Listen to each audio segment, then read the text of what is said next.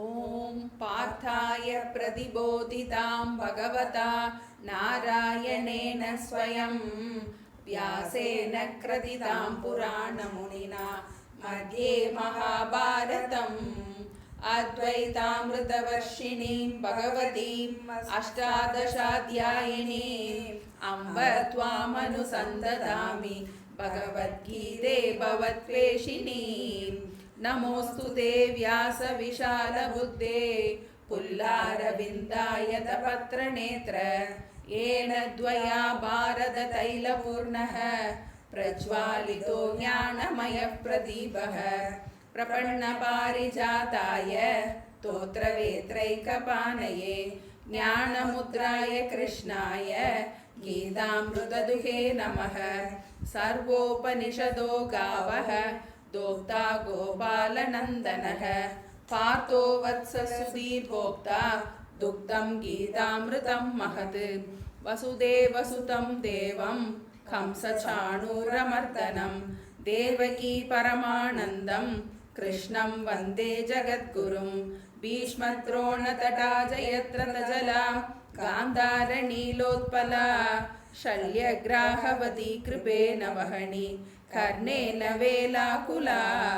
अश्वत्थामविकर्णघोरमकरा दुर्योधनावर्तिनी सोदीर्णा खलु पाण्डवैरननदी कैवर्तक केशवः। पाराशर्यवचः सरोजममलं गीतार्थगन्धोत्कटं नानाख्यानः केसरं हरिकथा सम्बोधनाबोधितं। लोके सज्जन षट्पथैरहरः पेपीयमानं मुदा भूयात् भारत पंकजं कलिमल प्रध्वंसिन श्रेयसे। मूकं करोति वाचालं पङ्गुं लङ्घयते गिरिं यत्कृपातमहं वन्दे परमानन्दमाधवम्। यं ब्रह्मा वरुणेन्द्र रुद्रमरुतः स्तुन्वन्ति दिव्यैस्तवैः वेदैः साङ्गपदक्रमोपनिषदैः गायन्ति यं सामगाः। ध्यानावस्थिततद्गतेन मनसा पश्यन्ति यं योगिनः यस्यान्तं न विदुःसुरासुरगणाः देवाय तस्मै नमः। அதாண்டி வேற அத்தியாயம் கூட வாசிக்க வேண்டாம், தியான ஸ்லோகம் வாசித்துட்டு அந்த அத்தியாயத்தோட முதல் அவ்வளோதான். अथ द्वितीयोऽध्यायः चेन्सुलिमु साङ्ख्ययोगः। सञ्जय उवाच तं तदा कृपयाविष्टम् अश्रुपूर्णाकुलेक्षणं विषीदन्तमिदं वाक्यम् उवाच मधुसूदनः।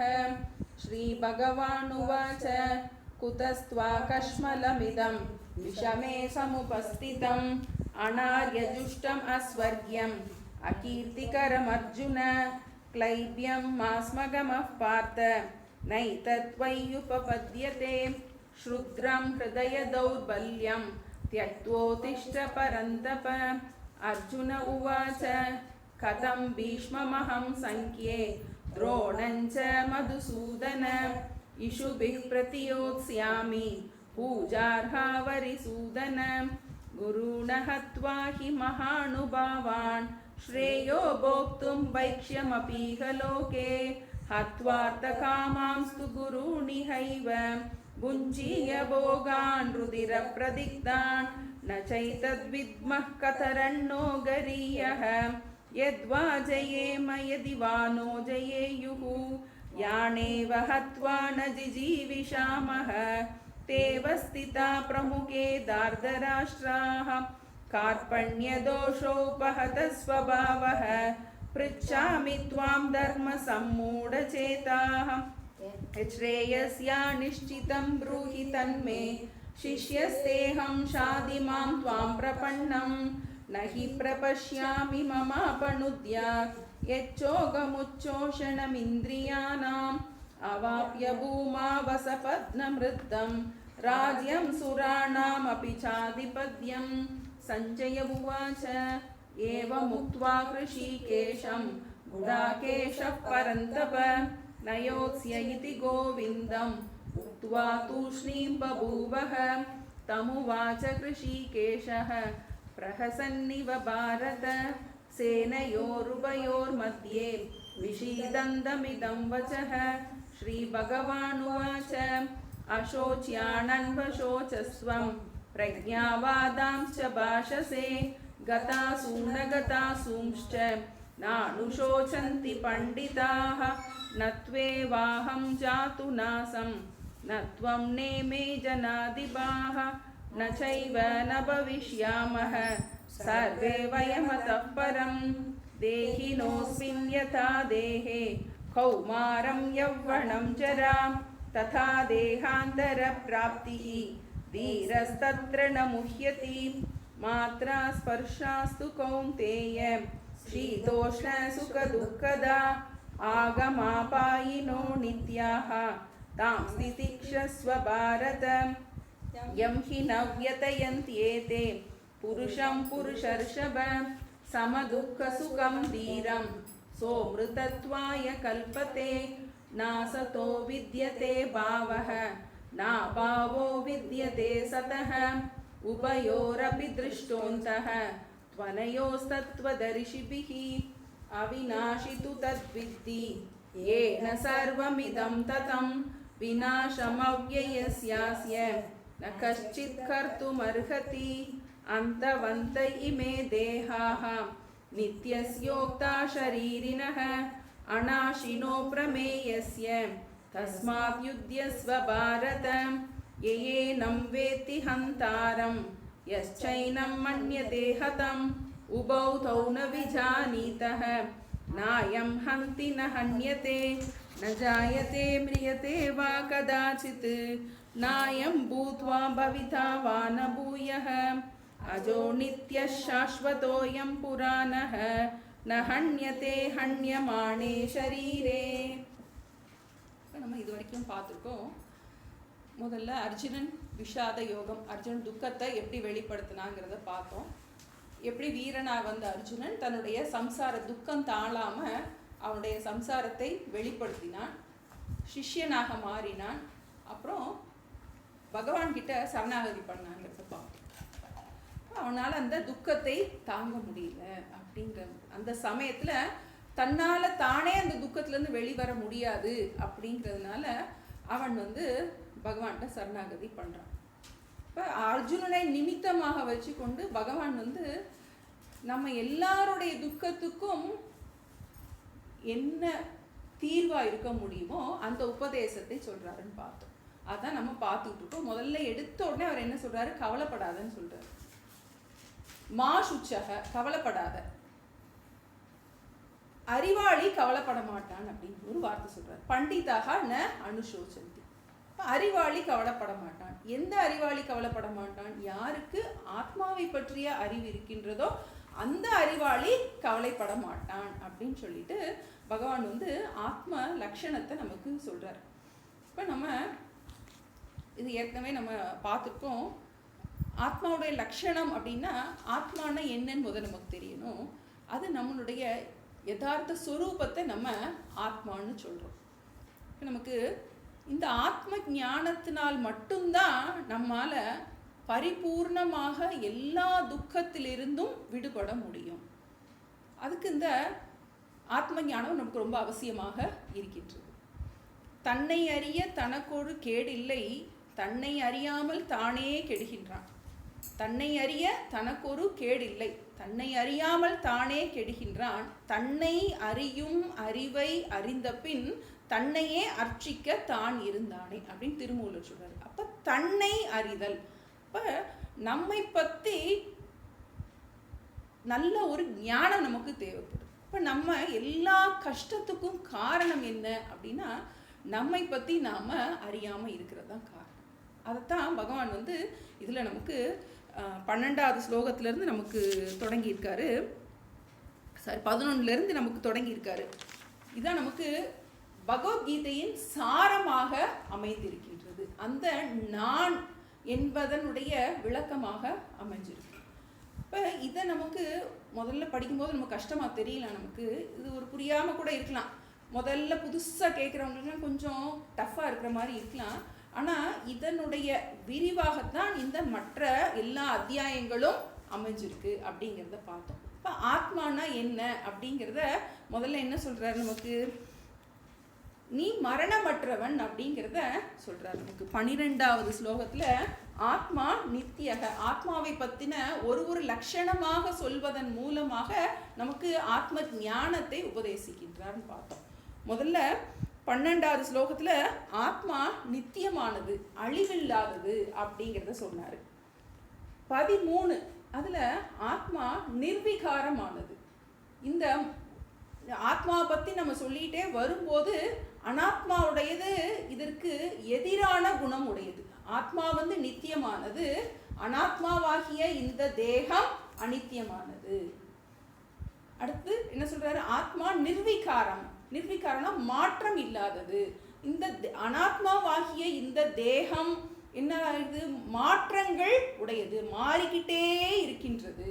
ஏன்னா ஏற்கனவே பார்த்தோம், நம்ம மாறாத நிம்மதி வேணும்னு நினைக்கிறோம், ஆனால் அதை மாறுகின்ற பொருள்களில் கிடைக்கும்னு தப்பாக நினைக்கிறதுனால நம்ம கஷ்டப்பட்டுட்டு இருக்கோம். நம்ம கஷ்டத்துக்கு காரணம் என்ன அப்படிங்கிறத பார்க்கும்போது அப்போ நமக்கு இதுக்கு ஒரே தீர்வு என்ன, மாறாத அமைதி எங்கே கிடைக்கும், மாறாத இடத்துல தான் கிடைக்கும். அதனால தான் இங்கே நமக்கு அந்த மாறாத ஆத்மாவை பற்றிய அந்த ஞானம் நமக்கு ரொம்ப அவசியமாக இருக்கின்றது. இப்போ ஆத்மா நித்தியகன் ஒரு லட்சணம் பார்த்துட்டோம். ஆத்மா நிர்விகாரக, அழியாததாக இருக்கின்றது, மாற்றம் இல்லாததாக இருக்கின்றது. அடுத்து என்ன பார்த்தோம், 2 ஸ்லோகத்தில் அனாத்மாவுடைய இயல்பை சொன்னாருன்னு பார்த்தோம். முதல்ல ஆத்மாவுடைய இயல்பை 2 ஸ்லோகத்தில் சொல்லிட்டு அனாத்மாவுடைய இயல்பு என்ன சொல்றாரு, அது மாறிக்கிட்டே தான் இருக்கும். மாத்ரா ஸ்பர்ஷாஸ்து கௌந்தேய சீத உஷ்ண சுக துக்கதா ஆகமாக அபாயினக அனித்யாக தான் திதிக்ஷஸ்வ பாரத. இந்த அனாத்மாவுடைய சொரூபம் நமக்கு ரொம்ப நல்லா தெரியும். ஏன்னா அது மாறிக்கிட்டே இருக்கின்றது. தேகம் மாறும், உலகங்கள் மாறும், உறவுகள் மாறும், எல்லாமே மாறிக்கிட்டே இருக்கும். அந்த மாற்றத்தினால் உண்டாகின்ற சுகதுக்கத்தை நீ பொறுத்து கொள்வாயாக அப்படின்னு ஒரு முக்கியமான உபதேசத்தை கொடுத்தாரு. அப்போ இந்த அடுத்து என்ன சொன்னாரு, இந்த நீ இந்த உபதேசத்தை கடைபிடித்தால் உனக்கு என்ன பலன் கிடைக்கும் அப்படின்னு பார்க்கும்போது, எம்ஹின வியதயந்தி, யார் இதில் அசையாமல் இருக்கானோ அவன் சக அமிர்தத்வாய கல்பத்தே, அவன் மோட்சத்துக்கு தயாராகின்றான், அவனுக்கு மோட்சம் கிடைக்கும் அப்படிங்கிறத சொல்லிட்டு அதுக்கப்புறம் திரும்பவும் ஆத்மாவுடைய லட்சணத்தை நம்ம சொல்றாரு. ஆத்மான்னு சொல்லும்போது ஆத்மானா ஏதோ ஒன்றுன்னு இல்லை, என்னுடைய சொரூபம். அப்போ எப்பெல்லாம் ஆத்மான்னு வருதோ இப்போ ஆத்மா நித்தியக அப்படின்னு படிக்கும் போதே நான் நித்தியமானவன், ஆத்மா நிர்விகாரக அப்படின்னு சொல்லும்போது நான் நிர்விகாரமானவன். இது நமக்கு ரொம்ப முக்கியம். ஏன்னா ஏதோ ஒன்று ஆத்மான்னு ஒன்று இருக்கு, இது நான் வேற ஆத்மா வேறன்னு அந்த நமக்கு ஒரு எண்ணம் வந்துடக்கூடாது. இப்போ எப்பெல்லாம் ஆத்மான்னு வந்துட்டு இருக்கோ அதெல்லாம் நான் நம்ம பார்த்துக்கணும். இதனால் நமக்கு என்ன பலன் கிடைக்க போகுது அப்படிங்கிறது நம்ம பார்க்கும்போது, நான் ஒரு இதில் யூடியூப்பில் ஒரு இதில் கேட்டேன், ஒரு சுவாமிஜி சொல்கிறாங்க இப்போ காலகட்டத்துக்கு இது ரொம்ப தேவையாக இருக்குது நமக்கு இந்த சாஸ்திரங்கள். ஏன்னா நம்ம பார்க்குறோம் இப்போ அந்த காலம் எப்படின்னா, ஒரே ஊரில் பிறந்த ஊர்லேயே தான் சாகிறது வரைக்கும் இருப்பாங்க, அந்த மாற்றங்களே இருக்காது. அங்கேயே தான் பிறக்கும் போதே அவங்களுக்கு தொழில் இருக்கும், படிக்கிறதுக்கு போக வேண்டியதில்லை, எங்கேயுமே போக வேண்டியதில்லை, அந்த ஃபேமிலியிலே எல்லாமே இருக்கும், எங்கேயுமே போக வேண்டியதில்லை, அந்த தெருவுக்குள்ளேயே அவங்களுடைய வாழ்க்கை முடிஞ்சிடலாம், அந்த ஊரை விட்டு போகணுங்கிற அவசியமே இருக்காது. ஆனால் இப்போ நமக்கு அப்படியே இல்லை. நம்ம எங்கேயோ பிறக்கிறோம், எங்கேயோ படிக்க போகிறோம், எங்கேயோ படிக்க போகுதுக்கு பிள்ளைங்க, எங்கேயோ வேலைக்கு போகிறாங்க, எங்கேயோ போய் வாழ்கிறாங்க, அவங்க எங்கேயோ செத்து கிடக்க போகிறாங்க, நம்ம எங்கேயோ செத்து கிடக்க போகிறோம். இந்த யதார்த்தம் நமக்கு இப்போ இந்த காலம் ஏன்னா நம்ம ரொம்ப மெட்டீரியலிஸ்டிக்காக பணத்து பின்னாடி ரொம்ப போக தொடங்கிட்டோம்.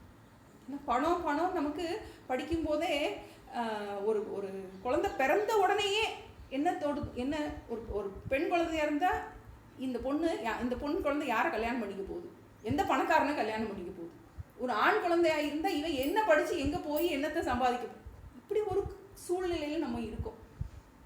அப்போ அவர் சொல்கிற அந்த சாமிஜி சொல்கிறாங்க, எல்லாமே மாறிக்கிட்டே இருக்குது, மாறாத ஒன்றில் நீ வந்து உன்னுடைய கவனத்தை வச்சாதான் இனிமேல் இந்த தலைமுறைகளில் நம்ம வந்து தாக்கு பிடிக்க முடியுங்கிற.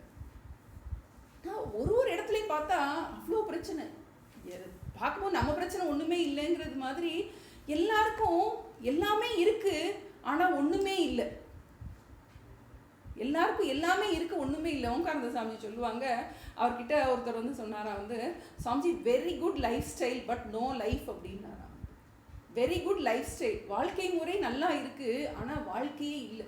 எல்லா இடத்துலையும் இப்போ அப்படி தான் இருக்குது. நம்ம போய் பார்க்கும்போது ரொம்ப பணக்காரங்க தான் ரொம்ப கஷ்டப்பட்டுட்டு இருக்கிற மாதிரி இருக்குது. ரொம்ப வசதிகள் பெருக பெருக ரொம்ப கஷ்டமாக இருக்குது, திருப்தி இல்லாத தன்மை இருக்குது. அப்போ இதனுடைய தேவை நமக்கு ரொம்ப அதிகமாக இருக்குது. ஏன்னா அந்த காலம் இவ்வளவுக்கு நம்ம என்ன பண்ணிட்டோம், நம்ம லைஃபையே காம்ப்ளிகேட் பண்ணிட்டோம், ரொம்ப லைஃப்பை காம்ப்ளிகேட் பண்ணிட்டோம். எதை அனித்தியமானதில் நமக்கு நிம்மதி கிடைக்கும் கிடைக்கும் கிடைக்கும்னு ஒரு காணல் நீரை தேடி தேடி அந்த மான் போகிறது மாதிரி.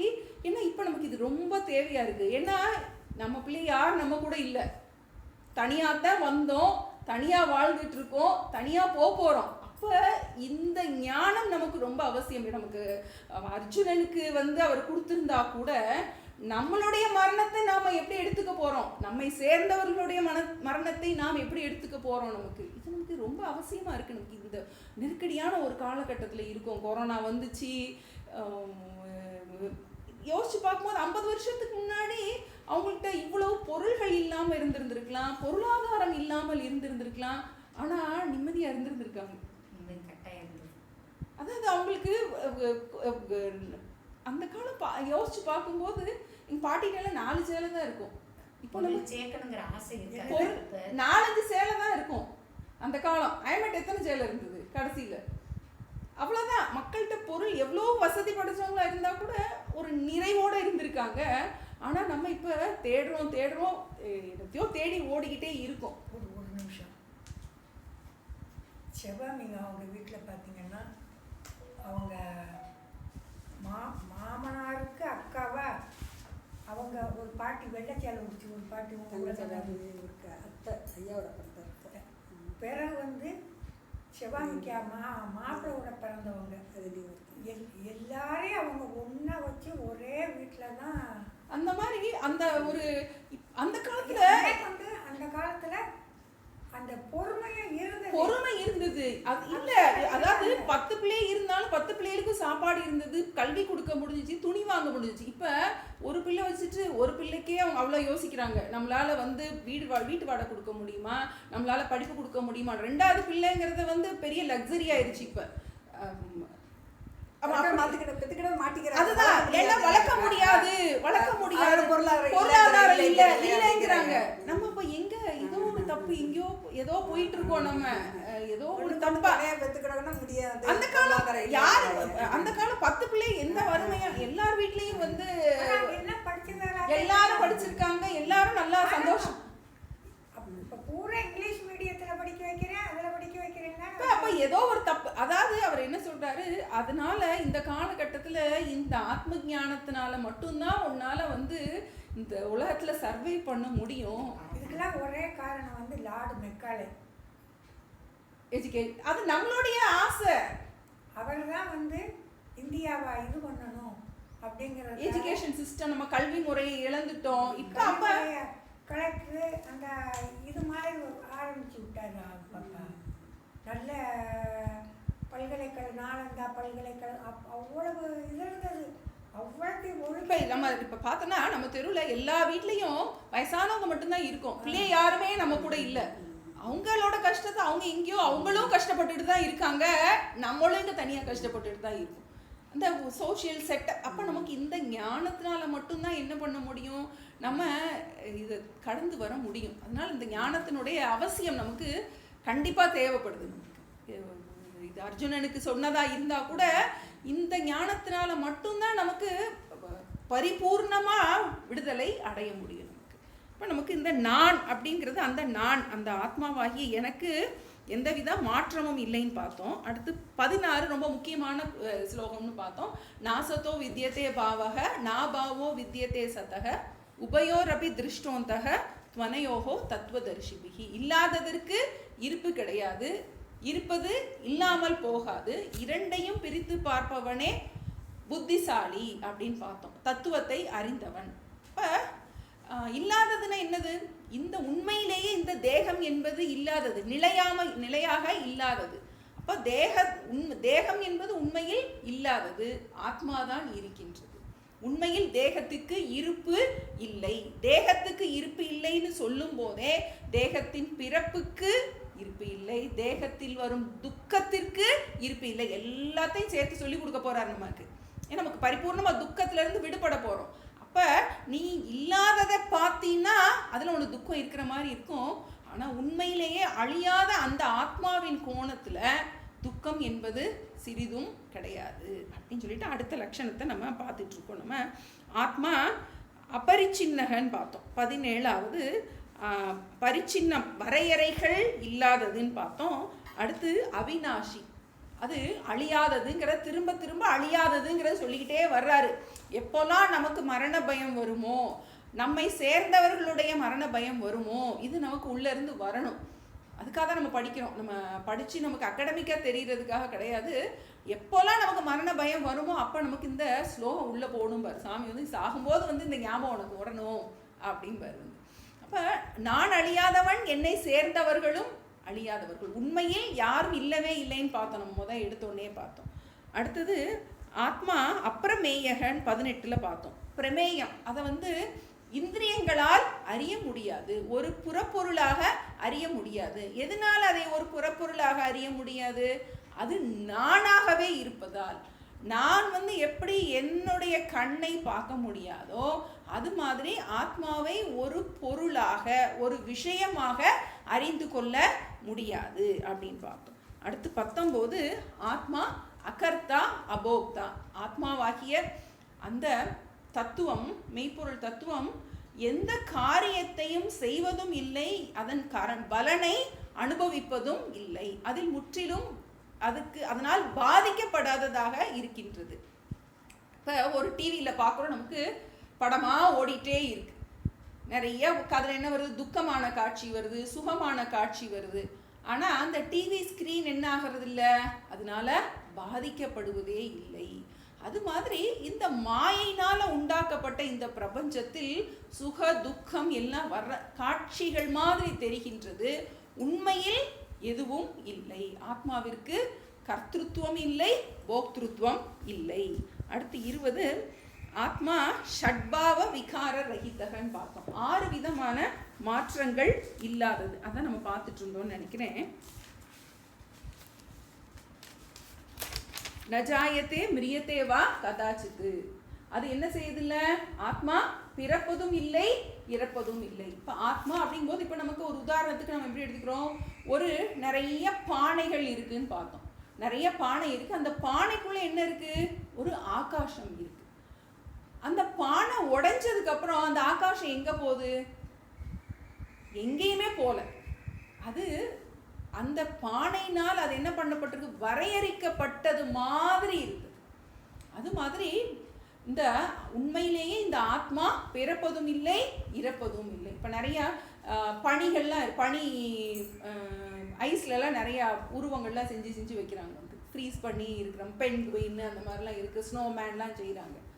அப்புறம் அது என்ன, அது வெயில் வந்தோடனே எங்கே போகுது, உருகிடுது.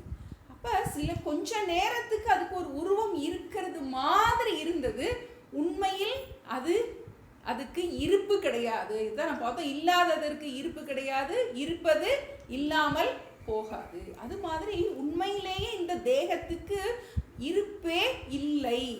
கொஞ்சம் ஆழமான விஷயம், நம்ம விடாமல் இதை நம்ம படிச்சுட்டே இருந்தால் தான் இது நமக்கு மனசில் நல்லா பதியும். வந்து இப்போ நம்ம அடுத்து 21 பார்த்துட்ருக்கோம். 21 பார்த்துக்குவோம். வேதா விநாசினம் நித்யம், வேதா விநாசினம் நித்யம், யயேனம் அஜம் அவ்யயம், யயேனம் ஜயம் அவ்யயம், யயேனம் அஜம் அவ்யயம், யயேனம் ஜயம் அவ்யயம், கதம் ச புருஷः பார்த்த, கதம் ச புருஷம் பார்த்த, கம் காதயதி ஹந்திகம், கம் காதயதி ஹந்திகம், வேதா விநாசினம் நித்யம் வேதா விநாசினம் நித்யம் யயேனம் அஜம் அவ்யயம் ஏனம் அஜம் அவ்யயம் கதம் ச புருஷः பார்த்த கதம் ச புருஷ பார்த்த கம் காத்தயதி ஹந்திகம். கம் காத்தயதி ஹந்திகம்.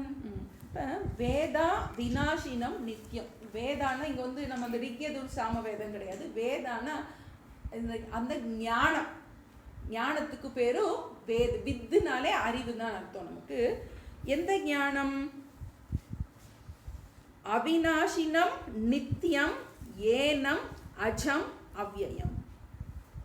யஹ, யஹன யார், ஏனம் இந்த ஆத்மாவை, யார் ஒருவன் இந்த ஆத்மாவை, அஜம், அஜம்னா பிறவாதது, ஜம்னாலே பிறப்பது, ஜாயத்தே அப்படின்னா பிறப்பது, ஜனனம் அப்படின்னா பிறப்பது, அஜம் யார் ஒருவன் இந்த ஆத்மாவை பிறவாததாக, ஆத்மாவைனா யார? தன்னை, யார் ஒருவன் தன்னை பிறவாதவனாக, அவ்யயம், அவ்யயம்னா மாறாதது, யார் ஒருவன் தன்னை பிறவாதவனாக மாறாதவனாக, அவிநாசினம், அவிநாசினம்னா அழியாதவனாக, வேதக, வேதகனா அறிந்து கொள்கின்றானோ, எவன் ஒருவன் தன்னை பிறவாதவனாக மாறாதவனாக அழியாதவனாக அறிந்து கொள்கின்றானோ, அறிந்து கொள்கின்றானோ நன்றாக அறிந்து கொள்கின்றான். இப்போ நம்ம வேதாந்தத்தில் 3 விஷயம் சொல்லுவாங்க நமக்கு. ஸ்ரவணம், மனனம், நிதித்தியாசனம்னு சொல்லுவாங்க. ஸ்ரவணம்னா முதல்ல குரு கிட்ட இந்த ஆத்மாவுடைய தத்துவத்தை எல்லாம், நமக்கு லட்சணங்களை எல்லாம் கேட்டு தெரிஞ்சு வச்சுக்கிறதுக்கு பேர் ஸ்ரவணம்னு பேர். அதை நம்ம முதல்ல காதால் நல்லா கேட்டு வச்சுக்குவோம்.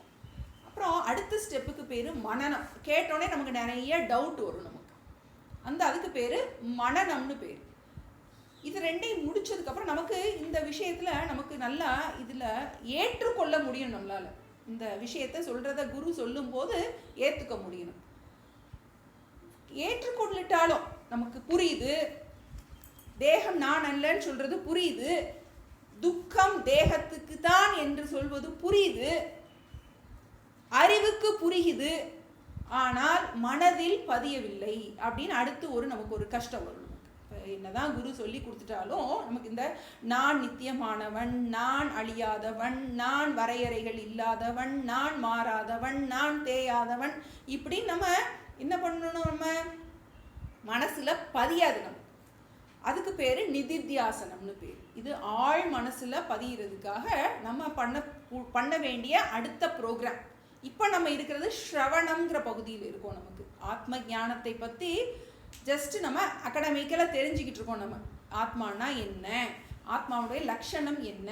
ஏன்னா இவ்வளோ நாள் நம்ம அந்த உடம்பையே நானு நானு நானு நானு நினச்சிட்டு இந்த உடல்னால உண்டாகிய உறவுகளில் வருகின்ற பிரச்சனைகள்னால சிக்கி தவிச்சிட்டு இருக்கோம். உடம்பு நான் நினைக்கிறதுனால இந்த உடலால் உண்டாகின்ற உறவுகளில் வருகின்ற சிக்கல்னால நம்ம என்ன பண்ணிட்டு இருக்கோம்? ரொம்ப கஷ்டப்பட்டு இருக்கோம். இப்போ நம்ம என்ன பண்ண, சாஸ்திரம் என்ன பண்ணுது? அந்த அனாத்மாவோட உனக்கு இருக்கின்ற அந்த சம்பந்தத்தை வெட்டி விட்டுருது. நமக்கு ஞானத்தினால வெட்டி விட்டுருது. இப்போ வேதக அப்படின்னு இருக்கு. வேதகன்னா இங்க இந்த ஞானம், இந்த ஞானம், இந்த ஞானத்தினால நமக்கு அந்த ஒரு தெளிவு கிடைக்கும் போது என்னாகின்றது? கதம்ச புருஷ பார்த்த கம் காத்தயதி ஹந்தி கம். கம் காத்தயதி, கம் காத்தயதினா, காத்தயதினா கொல்விப்பான். யாரை கொல்விப்பான்? யாரால் கொல்லப்படுவான்? இந்த ஞானத்தை அறிந்தவன் என்ன அர்ஜுன்கிட்ட சொல்றார் இந்த ஞானத்தை அறிந்தவன் யாரை கொல்வான்? யாரை கொல்விப்பான்? ஆத்மாவாகிய நான் யாரையும் கொல்வதும் இல்லை, யாராலும் கொல்லப்படுவதும் இல்லை. இப்போ இதை நம்ம அர்ஜுனன் சொல்றதுனால இது சொல்றாரு. நம்ம இதை எப்படி எடுத்துக்கணும்னா, நான் யாரையும் துன்பப்படுத்துவதும் இல்லை, என்னை யாரும் துன்பப்படுத்தவும் முடியாது. இப்போ நம்ம துக்கத்தினால தானே கஷ்டப்பட்டுட்டு இருக்கோம். அப்போ ஆத்மாவாகிய உன்னை யாரும் துன்பப்படுத்த முடியாது. சரீரத்துக்கு துக்கம் வரும், மனசுக்கு துக்கம் வரும், ஆனால் ஆத்மாவாகிய எனக்கு துக்கம் என்பது சிறிதும் கிடையாது அப்படின்னு. ஏன்னா நம்ம பிறந்ததிலிருந்து நம்ம அதிகமாக பயன்படுத்துகிற வார்த்தை என்னன்னா நான்கிற வார்த்தை தான். நான்கிறதுல தான் நம்மளுடைய எண்ணம் எல்லாமே போயிட்டுருக்கு. ஆனால் அந்த நான்கிறத நம்ம எப்படி நினச்சிட்டு இருக்கோம்? இந்த சரீரமாக நினச்சிக்கிட்டு இருக்கோம். அப்போ இது யார் நன்றாக அறிந்து கொள்கின்றானோ அவன் யாரை கொள்வான், யாரை கொள்விப்பான். இப்போ இதில் என்ன சொல்லப்பட்டிருக்குன்னா, ஆத்மா எந்த செயலையும் செய்வதும் இல்லை, எந்த செயலையும் செய்விப்பதும் இல்லை. இதுதான் இன்னைக்கு நம்ம படிச்சுக்கிட்டு. ஆத்மா நான் எந்த செயலையும் செய்வதும் இல்லை, எந்த செயலையும் செய்விப்பதும் இல்லை. அப்ப செயல் செய்யறதெல்லாம் யாரு அப்படின்னு நமக்கு ஒரு டவுட் வரும். இந்த செயலை செய்வது அனாத்மா. நம்ம இப்ப ஆத்மாவும் அனாத்மாவும் சேர்ந்ததுதான் ஜீவன் அப்படின்னு நம்ம சொல்றோம். ஜீவன்னா யாரு? ஆத்மா. அந்த எப்படி நமக்கு ஒரு கரண்ட் வருது, அந்த கரண்ட்டு வெளிப்படுறதுக்கு என்ன வேண்டியது? ஒரு ஃபேன் ஓட வேண்டியது இருக்குது. அந்த ஃபேன் ஓடுறதுக்கு அதுக்குரிய கரண்ட் வருது. அப்போ அந்த ஜடசக்தியும் அந்த சேத்தன சக்தியும் சேர்ந்தா தான் ஃபேன் ஓடும். நமக்கு அந்த ஜடமான அந்த ஃபேனும் அதில் இருக்க அந்த கரண்ட்டும் பாஸ் பண்ணால் தான் என்ன வருது? ஃபேன் ஓடுது. அது மாதிரி ஆத்மாவும் அனாத்மாவும் மாயையினால் சேர்ந்து இயங்கும் போது நமக்கு ஒரு காரியம் நடக்கிறது மாதிரி ஒரு தோற்றம் உண்டாகின்றது. அப்போ நம்ம இதில் என்ன புரிஞ்சுக்கணும்? நமக்கு பிரித்து புரிஞ்சுக்கிறோம். நம்ம அகம் அஜக, இதில் என்ன கொடுத்துருக்கு நமக்கு? அஜம், அவ்யயம், அவிநாசினம், மூணு சப்தம் கொடுத்துருக்கு. ஆத்மா பிறவாதது, மாறாதது, அழியாதது. இதை யார் அறிகின்றானோ அவன் யாரை கொள்வான், யாரை கொள்விப்பான். அவன் எதிலையும் அசங்கமாக இருக்கின்றான் அப்படிங்கிறது ஒரு முக்கியமான. இப்போ இது நமக்கு புரிஞ்ச மாதிரி இருக்கும், புரியாத மாதிரி இருக்கும். புரிஞ்ச மாதிரி, ஏன்னா இது நீண்ட காலம் நமக்கு முறையாக படிக்கணும். நம்ம இதை தான் நம்ம படிக்க போகிறோம். விவேகானந்தர் சொல்வார் மெனி அண்டர்ஸ்டாண்ட் ஃபியூ ரியலைஸ் அப்படிம்பார். எல்லாருக்கும் புரியும், ஆனால் அதை அதை நல்லா அனுபவத்துக்கு கொண்டு வர்றதுக்கு கஷ்டம், அதுக்கு கடைபிடிக்கிறதுக்கு கஷ்டமாகும், அதுக்கு டைம் எடுக்கும் நமக்கு. அப்போ நம்ம விடாமல் நம்ம இதை எப்பெல்லாம் நமக்கு கஷ்டம் வரும்போது, இந்த கஷ்டம் எனக்கு இல்லை, இந்த தேகத்துக்கு தான் இந்த கஷ்டம் அப்படின்னு நம்ம கொஞ்சம் கொஞ்சமாக நம்ம என்ன பண்ணலாம்? பிரித்து பிரித்து பிரித்து பிரித்து நம்மளுடைய, ஏன்னா நம்ம படித்ததே இது லிவிங் கீதான்னு தான் வச்சுருக்கோம். எப்படி நம்ம இந்த கீதையை நம்ம வாழ்வுமயம் ஆக்க போகின்றோம். நமக்கு எப்போல்லாம் நமக்கு கஷ்டம் வரும்போதோ அப்போ இந்த மறக்கக்கூடாது. நமக்கு அந்த அனாத்மாவினுடைய தர்மம், அந்த அனாத்மாவிற்கு கஷ்டம் வரத்தான் செய்யும். ஆத்மாவினுடைய தர்மம் அது பிறவாதது, மாறாதது, தேயாதது, அது நித்தியமானது, அது எந்த செயலையும் செய்வதில்லை, எந்த செயலின் விளைவையும் அனுபவிப்பதில்லை. அப்ப நம்ம யாரோ ஒருத்தவங்க நம்ம திட்டாங்க, ஏதோ ஒரு பிரச்சனை ஆயிடுச்சுன்னா பிரச்சனை யாருக்கு? அனாத்மாவிற்கு. ரமணர்கிட்ட யார் என்ன பிரச்சனை வந்தாலும் ரமணர் கேட்பாராம் யாருக்கு பிரச்சனை அப்படின்னு கேட்பார். யாருக்கு பிரச்சனை அப்படின்னா எனக்கு பிரச்சனை அப்படின்னு சொன்னா நீ யாருன்னு கேட்பாராம். ரெண்டு கேள்விதான். யாருக்கு பிரச்சனை? நீ யாரு? பிரச்சனை சரீரத்துக்கு, நான் ஷரீரி, எனக்கு பிரச்சனை கிடையாது. இந்த 2 கேள்விதான் ஆழமான கேள்வி. இந்த கேள்வி நமக்கு நல்லா ஆழமா மனசுல பதிஞ்சிச்சு. எப்பெல்லாம் பிரச்சனை வரும்போது யாருக்கு பிரச்சனை, நீ யார், இந்த 2 கேள்விகள் தான் நமக்கு மாறி மாறி நம்ம போட்டோம்னா நம்மளால முழுமையாக இந்த துக்கத்திலிருந்து வெளிவர முடியும். இப்போ அடுத்தது 22.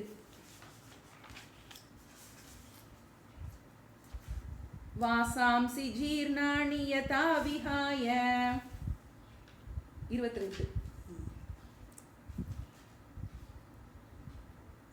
வாசாம்சி ஜீர்ணாணி யதா விஹாய. வாசாம்சி ஜீர்ணாணி யதா விஹாய. நவாணி கிருஹாதி நரோபராணி. நவாணி கிருஹாணி நரோபராணி.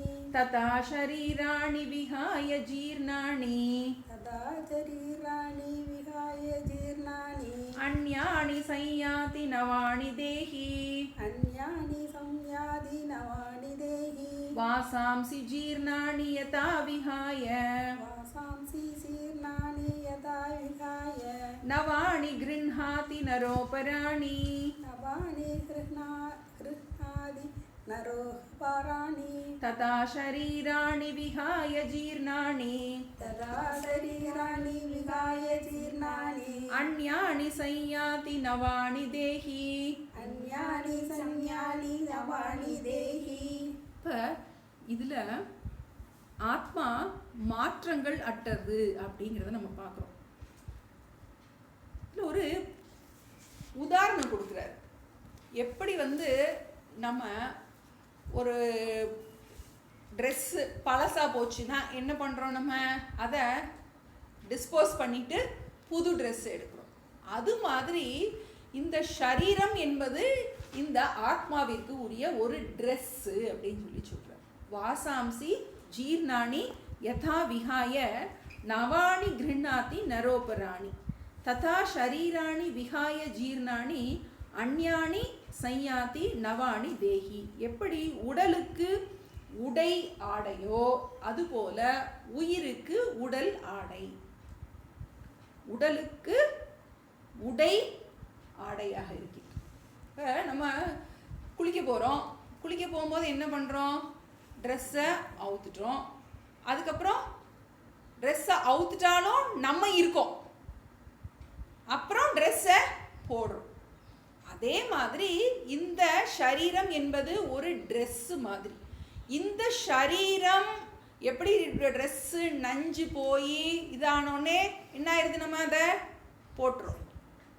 ட்ரெஸ்ஸை நம்ம ட்ரெஸ்ஸை தூக்கி போட்டுட்டாங்கட்டு நாம் இருக்கோம். அதே மாதிரி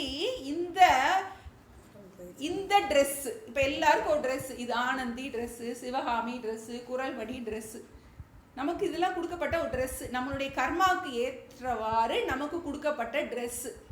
கொஞ்ச நாள் இந்த ட்ரெஸ்ஸு போட்டிருக்கோம். நம்ம இந்த ட்ரெஸ்ஸு கொஞ்ச நாள் டெம்பரரியாக நம்ம போட்டிருக்கோம். இது என்ன ஆகும், மரணத்துக்கு அப்புறம் ட்ரெஸ்ஸு எப்படி நமக்கு ட்ரெஸ்ஸு கழட்டிட்டு குளிக்க போகிறோம், ட்ரெஸ்ஸை கழட்டிட்டாலும் நம்ம இருக்கோம், அப்புறம் புது ட்ரெஸ் போடுறோம். அது மாதிரி ஆத்மாவுக்கு இந்த சரீரம் ஒரு ட்ரெஸ். அப்போ ஆத்மா அழியாமல் இருக்கின்றது. உடம்பு போயிட்டு போயிட்டு மாறி மாறி வருகின்றது. அப்போ உடல் மாறுகின்றது. இந்த உடலுக்கு ஆதாரமான அந்த மெய்ப்பொருள் மாறுவது இல்லை அப்படின்னு ஒரு முக்கியமான ஒரு இது நம்ம மாறிட்டே இருக்கு. இதுதான் ட்ரெஸ் மாதிரி என்னது மாறிக்கிட்டே இருக்கு. நம்ம இதில் நமக்கு பிறப்பு மறுபிறவி பற்றி நமக்கு இதில் சொல்லப்பட்டிருக்கு. வாசாம்சி ஜீர்ணாணி. வாசாம்சினா ஆடைகள், ஜீர்ணாணினா கிழிந்து விட்டது. கிழிந்த ஆடைகளை யதா எப்படி கிழிந்த ஆடைகளை விகாயன்னா களைத்து விட்டு என்ன பண்ணுறோம், அதை தூக்கி போட்டுறோம், ஒரு இடத்துல தூக்கி கடாசிறோம். கடாசிட்டு என்ன பண்ணுறோம், நவானி கிருஹ்ணாதி புதிய ஆடைகளை நாம் உடுத்துகின்றோம். யாரு, நரகன்னா மனிதன் எவ்வாறு தன்னுடைய கிழிந்த உடைய தூக்கி போட்டுட்டு புதுசாக ட்ரெஸ்ஸை போட்டுக்கிறானோ அது மாதிரி ததா ஷரீராணி விகாய ஷரீரங்களை தூக்கி போட்டுட்டு, எந்த ஷரீரங்களை, ஜீர்ணாணி ஷரீராணி டேமேஜ் ஆன என்ன இது நமக்கு கொஞ்ச நாள் ஆனதுக்கப்புறம் எல்லாம் ஒட்டுக்கிட்டு போட்டு வயசாகிடுது, பல்லு போயிடுது, கால் போயிடுது, எல்லாம் போயிடுது. எல்லாம் என்ன ஆயிடுது, கொஞ்சம் கொஞ்சமாக நஞ்சு பிஞ்சு தொஞ்சு போயிடுது ஆயிடுது இல்லையா. அதை என்ன பண்ணிடும், டிஸ்போஸ் பண்ணிவிட்டு அன்யானி சையாதி. அன்யானினா புதுசாக ஒரு ட்ரெஸ். இப்போதைக்கு இது டெம்பரரி ட்ரெஸ். நவானி தேஹி. தேஹினா இங்கே ஜீவாத்மா. தேஹினா இங்கே ஜீவாத்மாவானவன் இந்த மரணத்துக்கு அப்புறம் புதுசாக அவனுக்கு ஒரு ட்ரெஸ்ஸு கொடுக்கப்பட்டிருக்கு. இப்போ நமக்கு ஒரு டவுட் வரலாம். இப்போ ஆத்மா ஒன்றுன்னு ஏற்கனவே பார்த்துருக்கோம். அப்படி இருக்கும்போது ஆத்மா எப்படி ட்ரெஸ்ஸை மாற்றிக்கிட்டே போகும். நம்ம ஏற்கனவே சொன்னேன் நான், கர்ணன் படத்தில் ஒரு பாட்டு வரும். என்ன பாட்டு வரும், மானிடர் ஆன்மா அழியாது மறுபடியும் பிறந்திருக்கும் அப்படின்னு ஒரு பாட்டு வரும். ஆக்சுவலாக அதில் ஆன்மா அப்படிங்கிறது சூக்ஷ்ம சரீரத்தை குறிப்பிடுகின்றது. ஆத்மா பிறப்பதும் இல்லை இறப்பதும். ஏன்னா இப்போ தான் பார்த்தோம் அஜகன்னு பார்த்தோம், பிறவாததுன்னு பார்த்தோம். அப்போ அப்ப ஆத்மாவுக்கு பிறப்பு கிடையாது. அப்ப பிறந்து இறக்குறது யாரு? இப்போ நம்ம ஏற்கனவே இதை ஒரு கிளாஸ்ல நான் சொல்லியிருக்கேன், இன்னொரு நம்ம பார்ப்போம். இந்த சரீரத்துக்கு பேரு ஸ்தூல சரீரம், பரு உடல் நம்ம சொல்றோம். இதுதான் வியாதி எல்லாம் நமக்கு வருது, நமக்கு இதுக்கு நல்ல வியாதி வருது. அப்போ இந்த மரணத்துக்கு பிறகு இதுக்குள்ள என்ன மரணம் வரைக்கும் இதுக்குள்ள என்ன இருந்தது, மரணத்தின் சமயத்தில் இதுல என்ன மிஸ் ஆகுது அப்படின்னு பார்க்கும்போது இதை இயக்குகின்ற ஒரு சூக்ஷ்மமான ஒரு சக்தி இருந்தது. அதுதான் நம்ம என்ன சொல்றோம், சூக்ஷ்ம சரீரம் சொல்றோம், நுண்மையான சரீரம், அதை நுண்ணுடல்னு சொல்றோம். இந்த சரீரத்தை, இந்த தேகத்தை இயக்குகின்ற ஒரு சக்தி இருந்தது, அதுக்கு பெயர் நுண்ணுடல்னு சொல்றோம். நம்ம ஏற்கனவே பார்த்தோம், நம்ம அந்த எப்படி வந்து ஒரு செல்போன்ல வந்து சிம் கார்டு போடுற மாதிரி நுண்ணுடல்னு சொன்னேன். எப்படி நம்ம வந்து செல்போனில் புதுசாக வந்து மாடல் வர வர என்ன பண்ணிட்டு இருக்கோம், மாறிக்கிட்டே இருக்கிறது மாதிரி இந்த வாசாம்சி ஜீர்ணாணி யதாவிகாய, புதுசாக என்னாச்சு செல்ஃபோனு இதாகிடுச்சு, பட்டன் போச்சுன்னா என்ன ஆயிடுது, புது ஃபோன் வாங்கிடும். அதே மாதிரி என்ன, அது ஆத்மா வந்து அழியாதது, இதுதான் மாறிக்கிட்டே இருக்கு. இப்போ அந்த சிம் கார்டு மாதிரி என்னது, நம்மளுடைய அந்த சூக்ஷ்ம சரீரம். அந்த சூக்ஷ்ம சரீரம் தான் அடுத்த உடலுக்கு டிராவல் பண்ணுறது. அந்த சூக்ஷ்ம சரீரத்துக்கு ஆதாரமாக இருக்கின்றது என்னதுன்னா காரண சரீரம்னு நம்ம ஒரு சாஸ்திரத்தை சொல்லப்படும். அதுக்கு ஒரு காரணம் இருக்கு. எப்படி வந்து ஒரு மரம் வரணும் அப்படின்னா அதுக்குள்ள ஒரு விதை காரணமாக இருக்கு.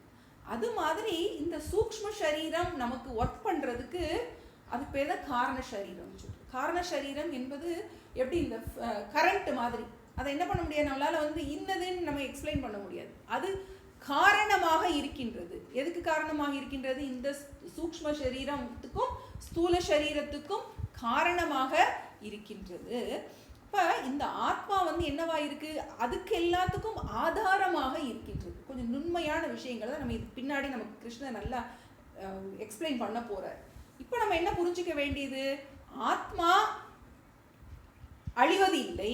எப்படி வந்து ஒரு சரீரத்தை வந்து நம்ம ட்ரெஸ்ஸை மாற்றிக்கிட்டே போகிறோமோ அதுபோல இந்த சரீரங்கள் மாறிக்கொண்டே வருகின்றன.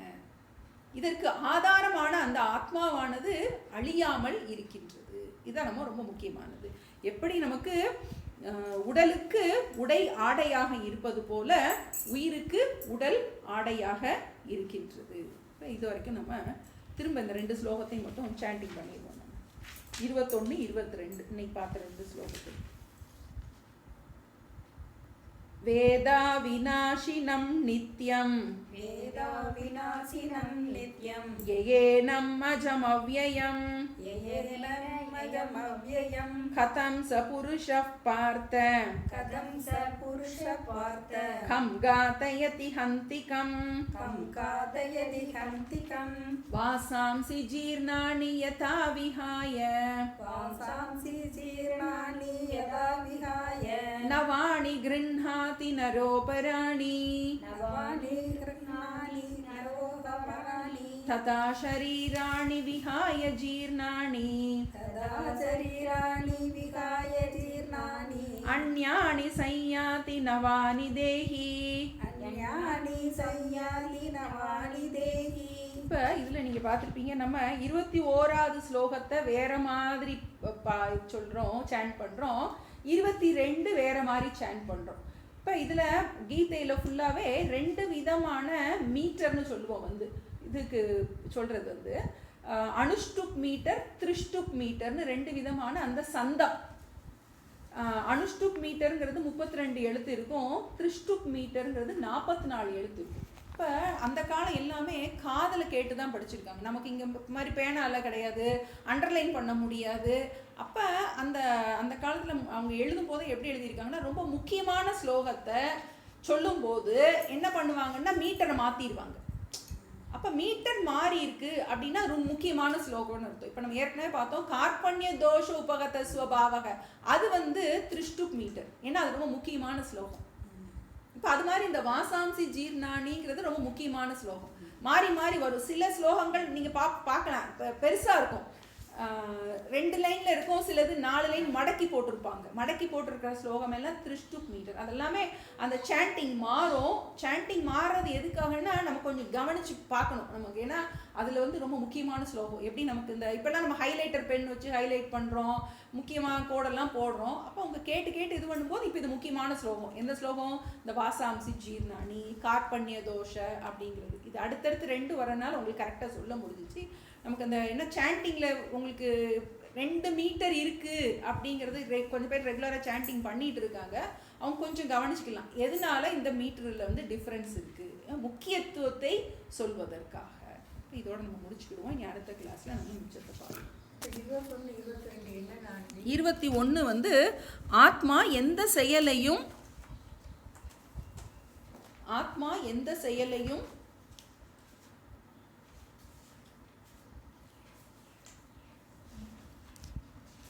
செய்வது இல்லை, செயலின் பலனை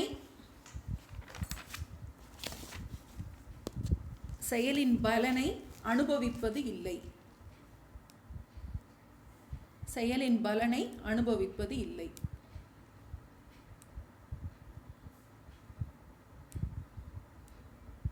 அடுத்து 22 உடலுக்கு உடை ஆடை. உடலுக்கு உடை ஆடை, உயிருக்கு உடல் ஆடை.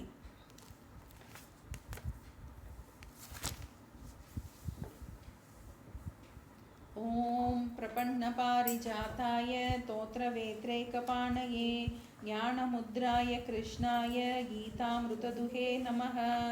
ஓம் சர்வே பவந்து சுகினः, சர்வே சந்து நிராமயாः, சர்வே பத்ராணி பஷ்யந்து, மா கஷ்டித் துக்கபாக் பவேத். ஓம் சாந்தி சாந்தி சாந்திः. சர்வம் கிருஷ்ணார்ப்பணமஸ்து.